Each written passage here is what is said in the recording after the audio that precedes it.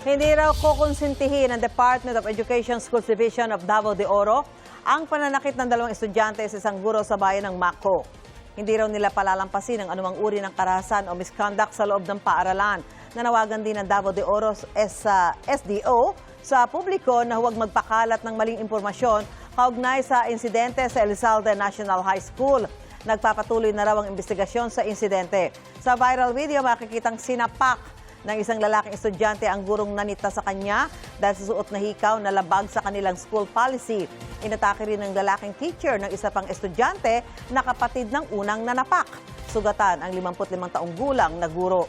Dinala ang dalawang menor de edad na estudyante sa Municipal Social Welfare and Development Office. Dahil sa insidente, nanawagan muli ang Teachers Dignity Coalition para sa isang komprehensibong teacher protection policy at pagpapalakas ng guidance and counseling program sa mga eskwelahan.